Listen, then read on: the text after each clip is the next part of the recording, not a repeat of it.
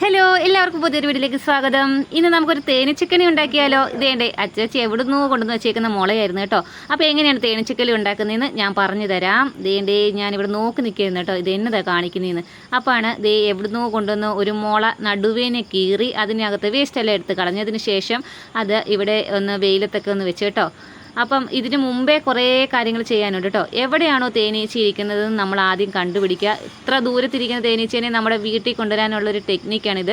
അപ്പോൾ ദൂരെയാണെങ്കിലും എവിടെയാണെങ്കിലും കുഴപ്പമില്ല, നമുക്കിതിനെ കൈയോടെ പൊക്കിക്കൊണ്ട് വരാം. ഇപ്പോൾ ഇതേ ആളുതാമസം ഒന്നും ഇല്ലാതിരിക്കുന്ന ഒരു വീടായിരുന്നു കേട്ടോ. അപ്പോൾ പോത്തിന് പുല്ലിയെത്താൻ വേണ്ടി പോയപ്പോഴാണ് ഈ തേനീച്ചേനെ കണ്ടിരിക്കുന്നത്. 2 സ്ഥലങ്ങളായിട്ട് ഇവരിപ്പുണ്ടായിരുന്നു. അപ്പോൾ നമ്മൾ ആദ്യമേ തന്നെ ഒരാഴ്ചയ്ക്ക് മുമ്പേ തന്നെ നമ്മൾ ഒരു വാട്ടർ ലെവൽ ഓസ് അതിനകത്തോട്ട് കണക്ട് ചെയ്ത് കേട്ടോ. അതിനുശേഷം MCL വെച്ച് ഒട്ടിച്ചു. പിന്നെ ഇവരുടെ യാത്ര മുഴുവനും ഈ ഓസിനകത്തൂടെയാണ് കേട്ടോ. അപ്പം ഓസിനകത്തൂടെ തേനീച്ച കയറി ഇറങ്ങുന്നെന്ന് നമുക്ക് മനസ്സിലായപ്പം നമ്മൾ എന്തോ ചെയ്ത് പതിയെ മുള കൊണ്ടുവന്നു. മുള 2 സൈഡും കവർ ചെയ്ത് കേട്ടോ. അതിനകത്ത് വേസ്റ്റ് എടുത്ത് കളഞ്ഞതിന് ശേഷം 2 സൈഡും അടച്ചു വെച്ച് ഒരു സൈഡിൽ വീണ്ടും ഒരു ഓസ് കണക്ട് ചെയ്തിട്ടുണ്ട്. അതിനുശേഷം ഇതിൻ്റെ മുളയുടെ ഒരു സൈഡിലേക്ക് നമ്മൾ ആദ്യം ഭിത്തിയിൽ ഫിറ്റ് ചെയ്തേക്കുന്ന തേനീച്ച കയറി ഇറങ്ങുന്ന ഓസ് കണക്ട് ചെയ്യുവാണ്. MCL വെച്ചിട്ടാണ് കേട്ടോ ഒട്ടിക്കുന്നത്. അതിനുശേഷം നമ്മൾ ഇവിടെ വെക്കുവാണ് കേട്ടോ. ഒരു മാസത്തോളം ഇവിടെ ഇരുന്ന് കഴിയുമ്പം ഈ തേനീച്ച ഇതിനകത്തുകൂടി കയറി ഇറങ്ങി മുളയ്ക്കകത്തുകൂടി പാസ് ചെയ്ത് നമ്മുടെ മുളയുടെ അറ്റത്തൊരു പൈപ്പ് വെച്ചിട്ടുണ്ട്, അതിനകത്തുകൂടി കയറി ഇറങ്ങും.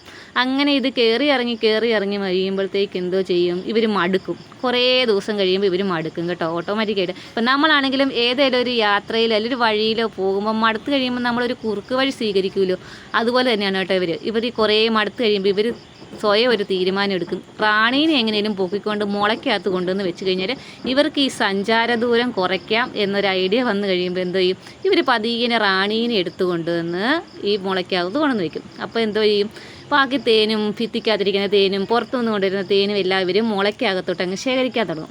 അപ്പം നമ്മൾ വീണ്ടും ചെന്ന് നോക്കും. 1 മാസം വരെ നമ്മൾ ഇവരെ ശല്യം ചെയ്തില്ല. 1 മാസം കഴിയുമ്പോൾ ചെന്ന് നോക്കും, തേനീച്ചയൊക്കെ നമ്മുടെ പെട്ടിക്കകത്ത് കയറുന്നുണ്ടോ എന്ന് നോക്കി. കയറുന്നുണ്ട് ഉറപ്പ് വരുത്തി കഴിയുമ്പോൾ നമ്മൾ പതിയെ ആ മുള ഇങ്ങെടുത്തിട്ട് വരുവാണ് കേട്ടോ. ഇവിടെ കൊണ്ടുവന്ന് നമ്മുടെ വീടിൻ്റെ എവിടെയെങ്കിലും ഒരു ഭാഗത്ത് സുരക്ഷിതമായിട്ട് വെക്കും, അല്ലെങ്കിൽ എന്തെങ്കിലും കലത്തിലോ എവിടെയെങ്കിലും ഇവരെ മാറ്റും.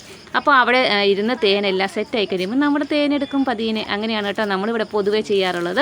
അപ്പോൾ ആരെങ്കിലും ഇങ്ങനെ തേനീച്ചക്കണി ഉണ്ടാക്കിയിട്ടുണ്ടെങ്കിൽ ഒന്ന് പറയണം കേട്ടോ. അറിയത്തില്ലാത്തവർക്ക് ഒരു പുതിയ അറിവും കൂടെ ആയിക്കോട്ടെ എന്ന് വിചാരിച്ചാണ് വീഡിയോ ചെയ്തേക്കുന്നത്. എല്ലാവർക്കും ഇഷ്ടപ്പെട്ടാൽ ലൈക്ക് ചെയ്യാനും സബ്സ്ക്രൈബ് ചെയ്യാനും സപ്പോർട്ട് ചെയ്യാനും മറക്കരുത് കേട്ടോ. അപ്പോൾ ഓക്കെ, ടാറ്റാ, ബൈ ബൈ.